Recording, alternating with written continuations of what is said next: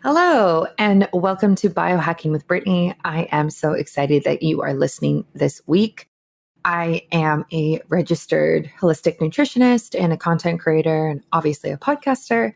And I really specialize in optimal health and self-care and wellness. If you're new to listening, I have a ton of episodes on everything that I've done on my own health journey, everything from gut health to PCOS to hormones and cysts and preconception and fertility and everything like that. And I talk to a lot of different guests about honestly, like all sorts of health topics. But I am definitely moving more towards the female health space now, as that's kind of where my own journey is going. So check out all my other podcast episodes. You can search and go through them on my website. You can search on Apple Podcasts, on Spotify, wherever you want and wherever you listen. I'm also on YouTube. Everything gets published there as well. If you have time to leave a review, that would mean the most. I really appreciate any 5-star reviews, and I read all of them, and they do actually make a difference. A quick shout out to LifeStacks. So LifeStacks is a MCT powder that I use every single day. I kind of create this like afternoon pick me up now. And it's a drink that uses goat butter, decaf coffee, hot water, and then the LifeStacks MCT powder. So it's got the MCT in it, but it also has adaptogens in it and nootropics. And so it's really great for memory and focus and kind of pushing you through that like afternoon slump without relying on carbs or sugar or something that's going to rapidly raise your blood sugar and make you feel good and then make you crash within half an hour. So I like to make something that's super fat filled, got protein in it, and their powder is a staple to this. You can actually just buy it on Amazon. That's where I get it. So I will link that in the show notes for you. It's also on my website, and that's LifeStacks. And they have a whole bunch of flavors. They do like hazelnut, chocolate, and vanilla. I personally like vanilla the best, but I do know there are some people who love hazelnut as well. So check that out if you are looking for anything like that. And a shout out to Bioptimizers. It was awesome to meet them actually at the Biohacking Conference last week. What a great team of people. I have been loving Bioptimizers for so long, and to actually meet their team in person was really, really wonderful. And I actually got to try some of their new products. So they have a magnesium powder now that just came out, and there's 3 different flavors, and you add this to water and you can have it throughout the day to kind of help with stress in your nervous system. Or you can take it a few hours before bed to help with sleep. And I really liked this product, and it was really cool to try it out for the first time. So check out Bioptimizers. I love their magnesium, probiotics, and digestive enzymes. And as I'm traveling right now, this is what I'm taking and focusing on because I just think it's so important. You can use my discount code Biohacking Brittany. I think it gets you 20% off of everything. So definitely worth checking out. They are also linked on my shop and on my website as well. And so without further ado, let's get into this week's episode. Okay, the Biohacking Conference. This is my review. This is my honest opinion. I was not paid in any sense to go to this conference. I paid for my own ticket. I paid for my own way. And so this is absolutely not sponsored whatsoever by the Biohacking Conference, Dave Asprey, or anything that he is associated with. This is a honest review from somebody who has been in the biohacking space since 2018. This was my first biohacking conference. I wanted to go for many years, but I was traveling, and then with COVID, it was difficult as a Canadian to get through the border. But I was able to go this year. And so it was in Florida, in Orlando. It was 4 days, 3-4 days. And I'm going to go through what I liked and what I didn't like, and the unexpected things that I kind of saw, and if I will be going again, and if I recommend you should go. That's kind of the outline. And I will also be likely producing a blog article about this as well. That will be more concise. This is very much going to be elaborated on this podcast episode and with more examples and stuff like that. I will say that some of the things I'm going to say will be quite vague, and I'm not going to necessarily name names for certain things. I think that it's important to not necessarily hide anything, but I'm not going to throw shade on people, and it's not necessarily my place to disclose some of the information that I know.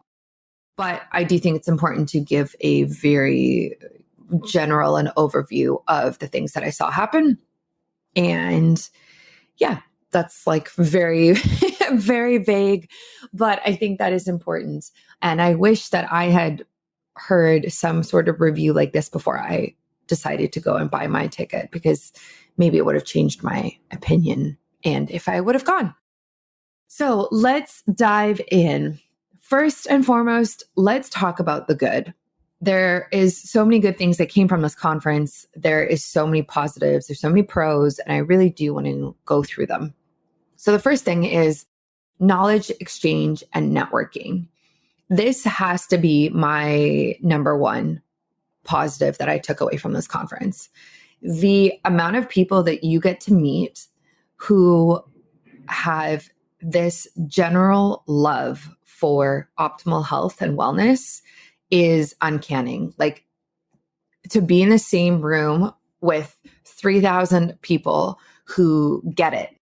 Like, they just get it. They understand your decisions. They understand your lifestyle choices. They understand how you spend your money. They understand everything, right? Like, it's just so amazing to be surrounded by people like that.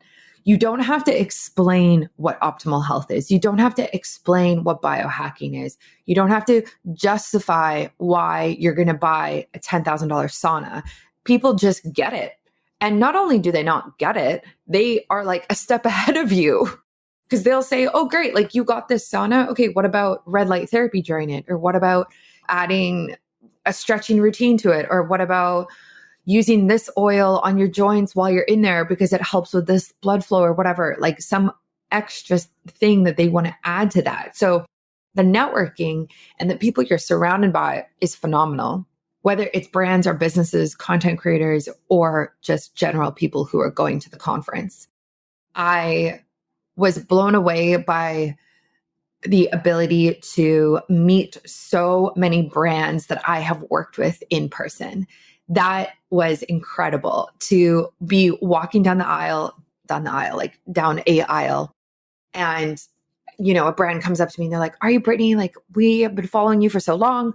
That was so cool. And to be able to shake people's hands and hug people who I've been working with for 2-3 years is incredible, is absolutely incredible. And it was so beautiful to meet these people. So I got to meet the team from like Spermidine Life, Bioptimizers, Timeline Nutrition, One Skin was there, Sunlight and Spa or Sunlight and Saunas was there, Soma Vedic, Viome, Higher Dose, like so many brands were there that I love and admire and I've worked with in some capacity. And it was awesome to just network with them and meet them. And it was so, so valuable. So I'm very happy about that.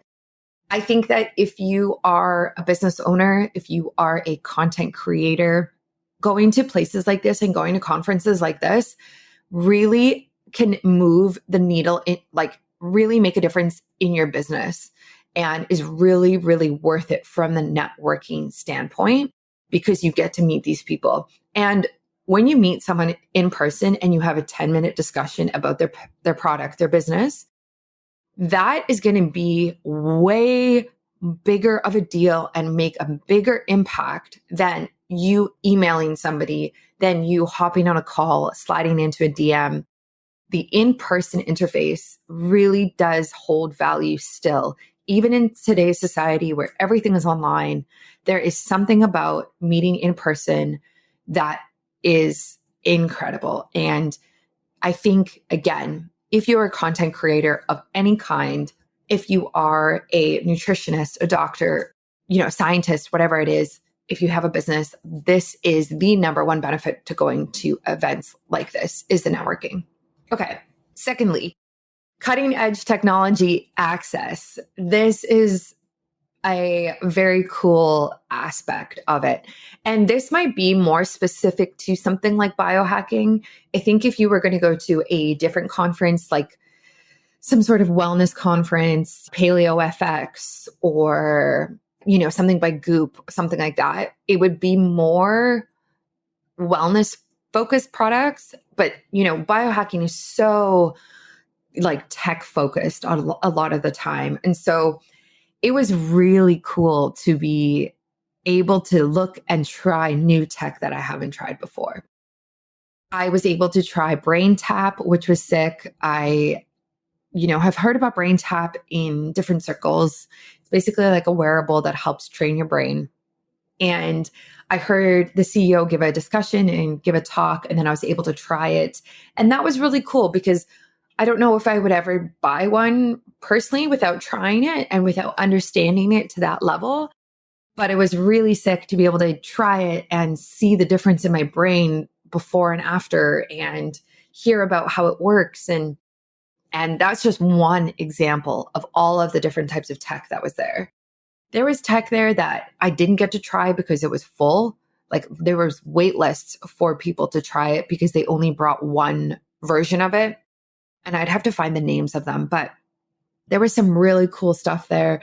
Very high end, very cutting edge, like stuff that I don't even know who can afford to buy it, to be honest. Like there was one machine that, what was it called? I will try and find it.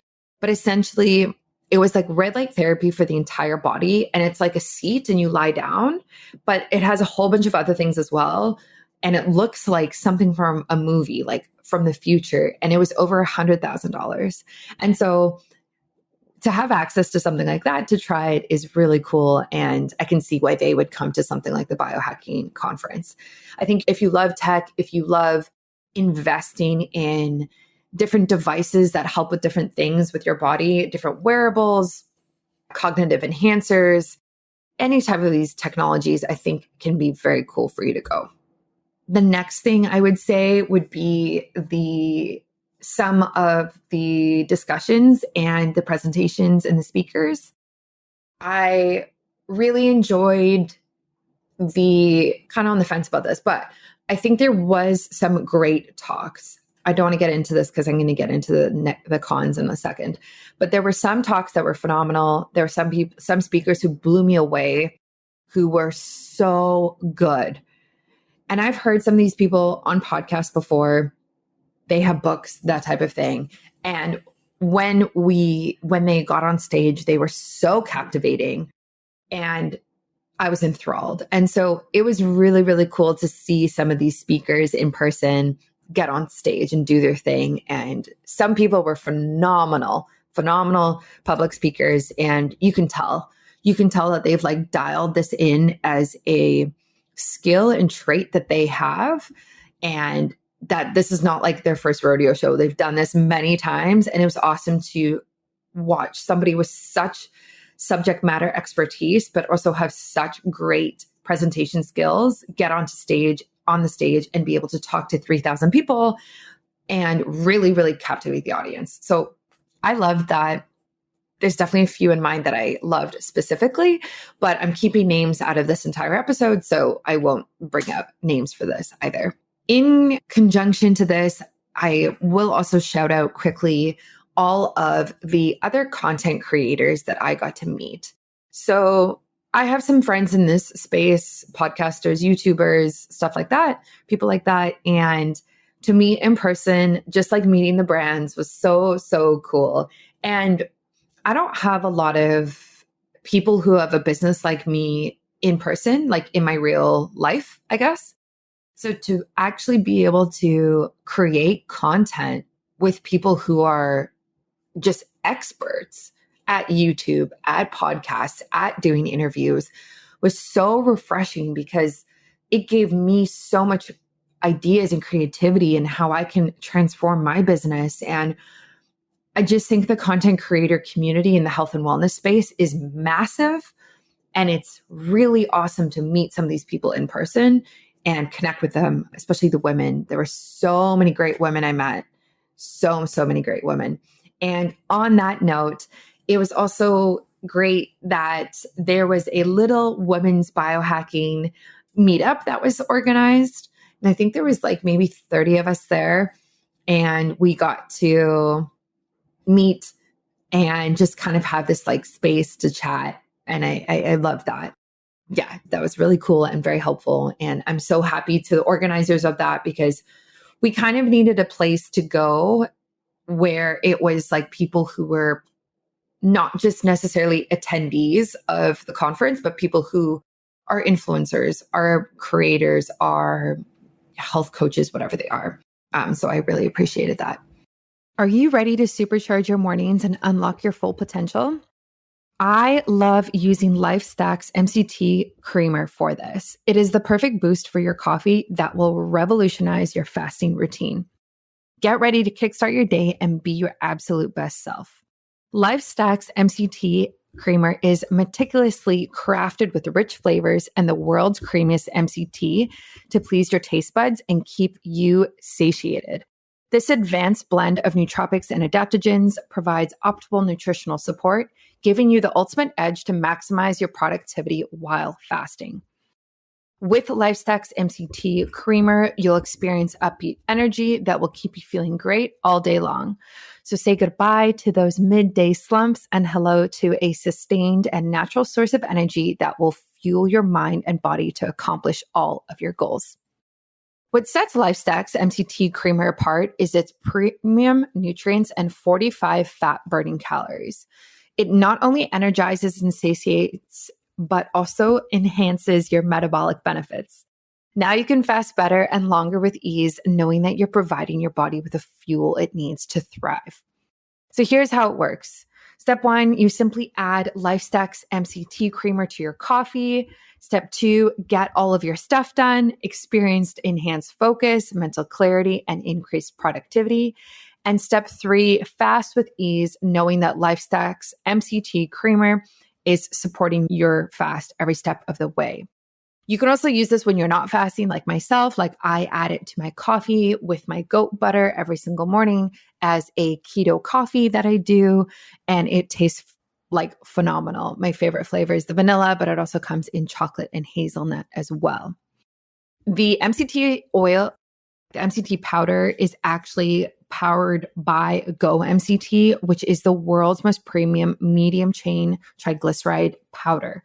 So it's made with pure C8 and C10 MCTs for maximal ketone production, which is why I love it. I love using the best of the best, and this is why I'm recommending it to you.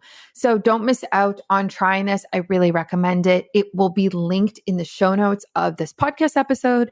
It's also on my website, on my shop, and you can check it out right away. That's LifeStack's MCT powder, and they are on Amazon as well, which I love because it makes it so easy for all of us to get it. So check it out today. Ignite your mornings, fuel your fasting, and unleash your full potential. Okay, now let's get into the things that I didn't like and the cons. And I want to preface this with saying that this is definitely my opinion. However, I have spoken to multiple people, and it has been very interesting to hear people kind of echoing the same themes. And even this week, I met with a brand who I met at the conference, and this guy was saying some of the things that I thought. And I was like, oh my gosh, like, and we hadn't even talked about it. Like I hadn't even told him these were my thoughts. And he just mimicked and mirrored everything that I was thinking. And I was like, this is exactly what I was thinking. Like, and there was multiple conversations I had throughout the weekend about these things with different people, business owners, content creators, influencers, attendees, speakers, all sorts of people. And I think when there's multiple people who kind of think like this, I guess it's just more of a, don't want to say more of an issue, but it just kind of makes me feel validated, that it's not just me being like, oh, I noticed this thing and it rubbed me the wrong way. But other people are like, oh, yeah, no, that's a thing. You are completely right.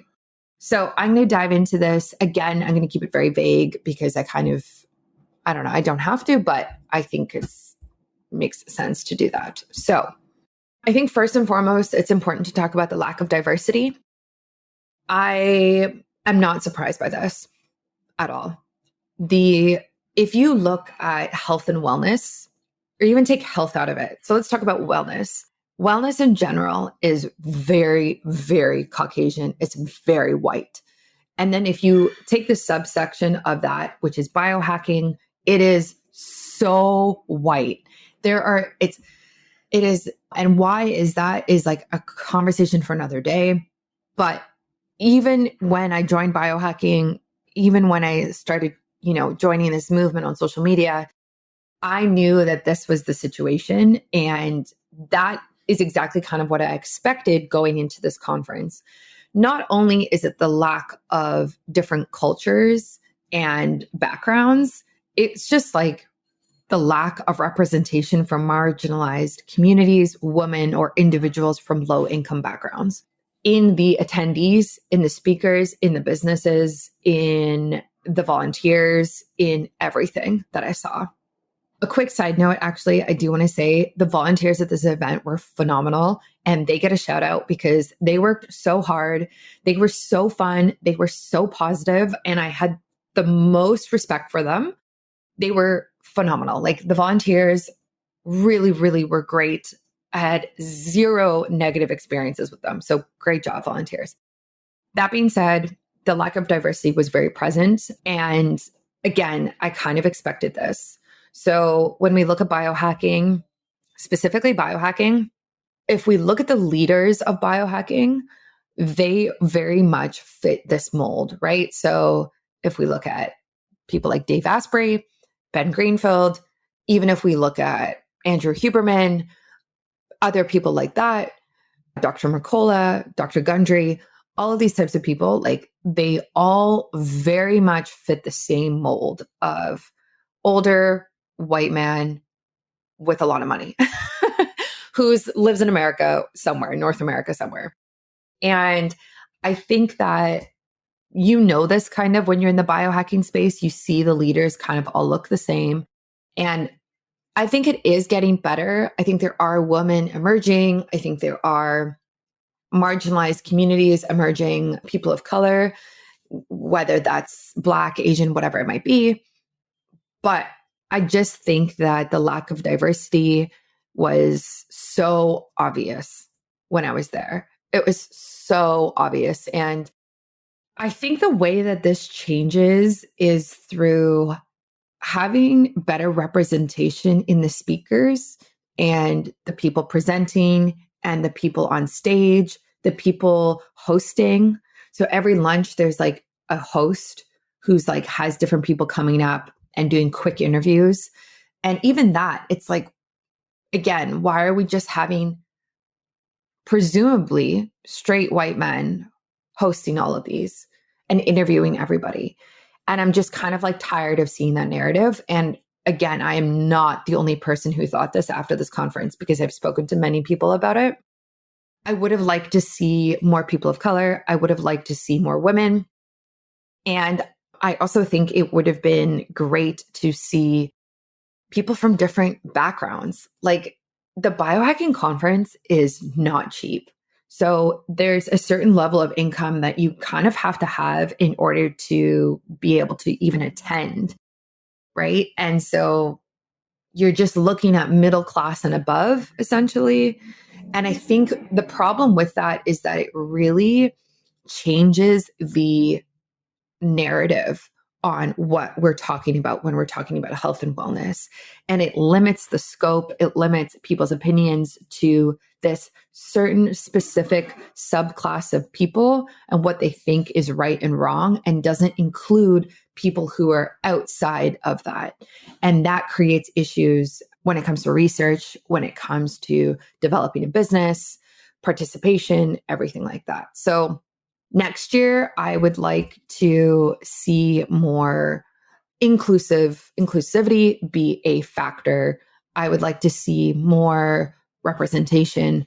And I don't think it's appropriate in 2023 for a conference like this to have this still be an issue. I think it should be done better. And I am expecting more if I were to go again. Yeah, if I go again. Are you tired of feeling out of sync with your body's natural rhythm? Do you struggle with menstrual cycle related issues like fatigue, mood swings, and bloating? If you're looking to optimize your health and well being, look no further than the Ebb and Flow Cycle Guide. This comprehensive guide is designed to help you better understand and work with your menstrual cycle so you can improve your energy levels, reduce PMS symptoms, and gain a deeper understanding of your body. With in-depth information on each phase of the menstrual cycle, you'll learn how to adjust your diet, exercise routine, and self-care practices to better align with your body's needs. One of the biggest benefits of the Ebb and Flow Cycle Guide is its user-friendly format. The guide is easy to follow and provides clear instructions on how to optimize your health throughout each phase of your cycle. Plus, it's packed with valuable information and insights that you won't find anywhere else. So whether you're a seasoned biohacker or you're just starting out, the Ebb and Flow Cycle Guide is the perfect tool to help you optimize your health and live in harmony with your body's natural rhythm. And with my expertise and guidance, you can trust that you're getting the best information and advice available. So why wait? Head over to biohackingbrittany.com to get your copy of the Ebb and Flow Cycle Guide and start living your best life today. Okay, the next one. This one this one is tough to talk about, I guess, for multiple reasons. I think that some of the prominent people who were there were not super great. There was a lot of ego from a lot of people. And that was something I did not expect. I didn't expect people to be different in person than they were online, I guess. I was kind of taken aback by a lot of the egos from some of these people. And again, I just didn't expect that. I don't even know how to put it into words. Maybe it's because the conference just happened and I haven't had enough time to think about it yet. But in some cases, like, these speakers have such inflated egos that they prioritize self-promotion rather than meaningful knowledge exchange or speaking about topics that actually matter. And I don't know, it can create an environment where the attendees are not fully engaged or they feel overshadowed by the dominant personalities. And so I just feel like it's hard to get into it without specifics, but there were multiple people who were part of the lineup of speakers who I did not like in person. And I actually unfollowed people when I heard them speak on the stage or when I saw how they interacted with people in person, because it's just not how I would treat people. And I just didn't like it. It was just bad vibes. And it gave me the ick. If you're a Gen Z, or like millennial, even, what that is. Some of these people I don't even know what the examples to talk about. It just seems like people who have a larger following, who have a big podcast or, whatever platform that they might be on, they're kind of just so high on themselves that when they walk in the room, they kind of just have this massive ego that goes with that. And they expect to be treated in accordance to this platform that they have. And now maybe you're listening to this and you're thinking like, well, duh, that makes sense. Like, celebrities are like that. Or why would they not be like that? It goes to their head. And I guess you're right. But I guess I just didn't expect that. Like, I just kind of thought that maybe people would be more humble. Maybe people would be more open to everybody. And it was such a turnoff for some people. And I will say that this opinion, again, is not only mine. There are many people I spoke to at the conference who felt like this. And also, this is not only applicable to men. the majority of people that I witnessed this from were men, but there were a couple of women who, oh, I was shocked at the way that they presented themselves in person versus how they are online, and how it was just like so unbecoming and like just such a turnoff. Again, I don't want to say names, but it just makes me rethink a lot of different things. And in alignment with that, and this is kind of what I said about my predictions about the conference when I released that episode a couple weeks ago. Some of these women that I met who were older than I am, like, didn't even give me the time of day when I was talking to them. And it rubbed me the wrong way so badly. I think this happened 3 times with 3 different women. So I was in a circle talking to people. So say there's like 5, 6 people in a circle and we're talking, and 3 different occasions, 3 different women.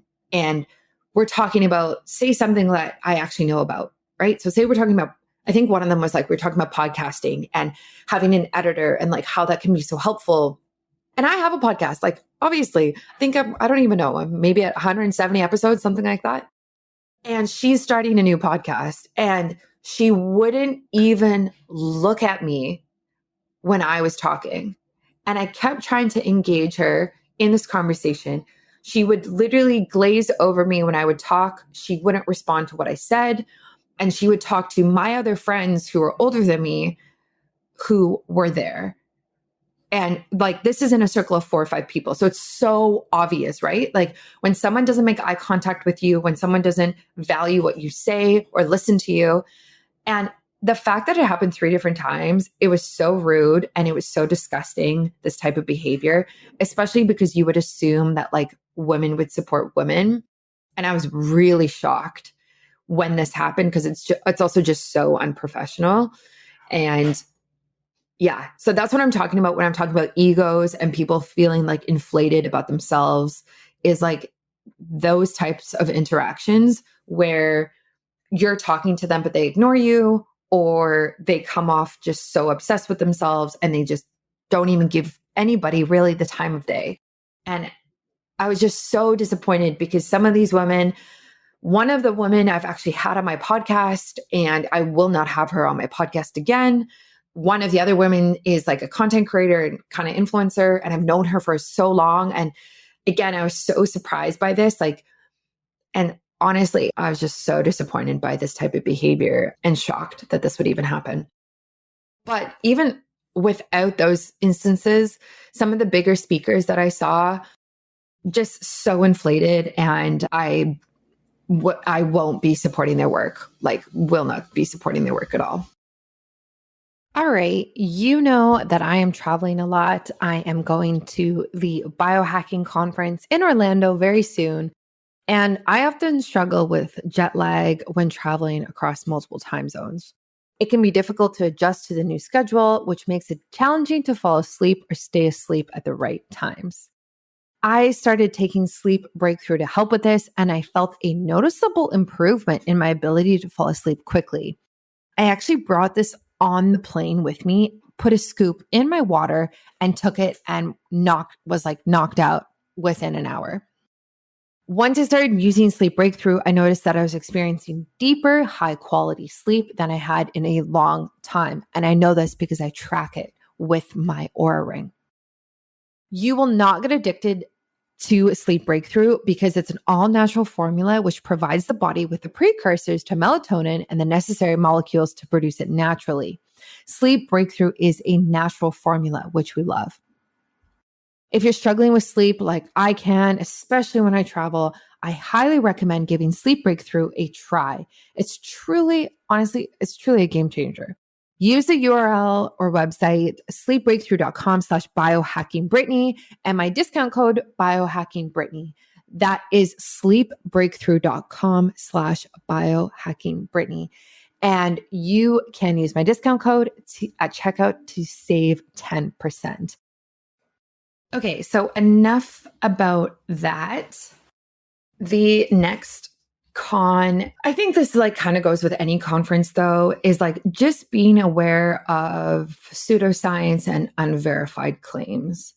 I think with the growing popularity of biohacking, there is a risk of this happening and finding its way into these conferences. So some companies can promote dubious products or unproven techniques without proper scientific backing. And you need to be able to critically analyze and make sure that these products are and services are legit without getting swept up into it. So I think this kind of, again, in the health and wellness space, I think this is very prominent. There are products that come out that a lot of people question and seem like just utter garbage, right? And when you go to a conference and there's so many exhibitors and so many businesses and brands, it's very easy to get swept up when you're talking to them and assume that like this makes sense and what they're saying is right. And they're not just selling you some sort of product that's actually BS and has no scientific backing to it. So I think it's important to go into conferences like this with a critical eye and be careful of being swept up into it. Be careful of overspending. And yeah, I would just caution that unverified claims is definitely a thing. And again, I knew about this even before I went, and a lot of people know about this in the biohacking space. There are companies that are sketchy. And so you just have to keep that in mind when you go to a conference like this. The last con is cost and accessibility. I kind of touched on this before. So I got a general admission ticket. I think I paid, I don't even know, maybe it was like $1,400. And that was after a discount. Maybe, I don't remember, but it was significant. And obviously I flew from Vancouver to Orlando, and then you have to stay for the hotel. And so there's all of these things, right? And I think it's important to talk about the cost and accessibility of it. So it requires significant financial investment for a lot of people because of the travel expenses, accommodation, and the fees, registration fees. And I think this, again, ties into the lack of diversity. So when you make your ticket such a high price for just general admission and you have it in a hotel that's more expensive, I think you're limiting the type of people who can go there, which is then making it very limited on the diversity. So it's middle class and above, or yeah, it just lacks inclusivity for people. And I think there should be efforts made to reduce barriers to participation. This could include offering scholarships or discounted rates for students or individuals of marginalized communities. I would love to see that. And I didn't see that. What I saw personally was the constant sale of tickets, 40% off, 30% off, 35% off. So many promos happening from the biohacking conference throughout the year. And I think that's because they want to sell tickets and they have this whole idea about filling it up and getting more and more people there. But even with the 40% off, like even if you're still paying $1,400, $1,500, that's still a lot because that doesn't include travel or accommodation. So I would like to see, especially for next year, for the 10th one, like I would like to see giveaways for tickets. I would like to see scholarships. I would like to see a discount for students or marginalized communities and making it more accessible to people. I don't think in 2023, it's okay to have a conference like this anymore where it's just so limited to the type of people who can go. And I think I'm just kind of disappointed overall that that was a factor. Yeah, because it's more expensive than the other ones, right? It's more expensive than Biohacking Congress, Biohacker Summit, Health Optimization Summit in the UK. So I think if you are claiming to be the leader in the biohacking conferences space, you should also be leading in inclusivity and making it more accessible to people outside of the average person who I saw there. So I think that's like a general overview of my opinion. there was a lot of good. There were a lot of great brands I met. There were a lot of great people I met. And some of the presentations were great. I think some of the main speakers were not great, and I don't like them. And I won't be supporting their work after meeting them in person. And I mean, maybe, but probably not. Yeah, I think that happens with a lot of people. And I think what's also interesting is I spoke to some people who said like they were actually quite disappointed in the speaker lineup this year. They thought that there would be bigger people in the space. And I kind of agree with that. Like Dr. Mercola was there, Jim Quick was there, some like big names, but I think in the past, maybe there's been more prominent people there. So I'm curious to see what the lineup is going to be like for next year. That being said, do I think you should go? I think that if you have a business that can profit and do well off of meeting biohackers specifically, I think it's probably worthwhile to go and be a part of the tech hall and have a stand and be able to profit off of it, even though it's really expensive as well. Again, to have a stand, I think the minimum is $15,000 to be able to sell your products there. So I think there's that. I think that if you are a influencer in the space, a content creator, a podcaster, I think it's great for networking. I think it's good to put face time in and meet other people who are similar. So if you kind of fall into one of those categories, I could see why you would go. I think that if you are a general attendee who loves health and wellness, I don't know if I would recommend going, to be honest. I would base it off of the lineup of speakers. And so for myself moving forward, that's what I will be doing. I don't know if I'm going to go next year. I think that if the speakers are people I like more and I relate to, and I see more diversity in the lineup, more women of color, then maybe I will go and I will justify it. But there's a lot of people who I know who don't go. There's a lot of brands who I know who don't go because of whatever reasons that they don't align with it. They don't align with some of the things that happen at these conferences, some of the speakers, some of the things that are said, some of the topics that are talked about. And I get that. Now, after going to the conference, I actually understand it. I understand those people a lot more now.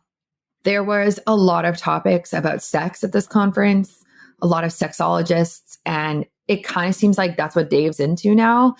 And I don't really relate to any of that.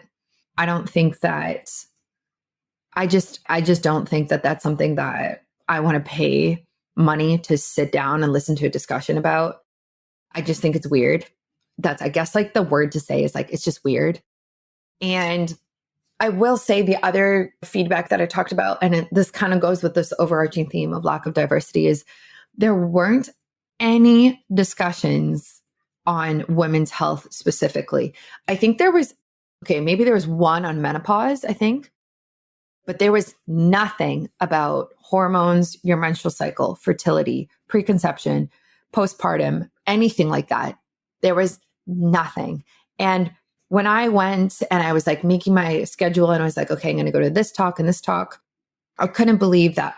I was looking for something like that. I was I'm a female, I'm going, this is what I care about. I want someone to talk to me about stress on a woman's body or EMF on female health or your divine feminine energy and how to tap into that, whatever it is. And there was none of that. And that was really disappointing to see because again, then I just picked discussions and topics that were so general. And I don't know, I just didn't feel like I related as much to them on a personal level. So I guess that's my take. I probably will not be going next year unless the lineup is really great. I have a very mixed review of the conference, and honestly, I have a very mixed review on biohacking in general now, which is a very weird place to be in. And I didn't think that I would be in this place this quickly. I knew it would come at one point, but I didn't think it would come this quickly.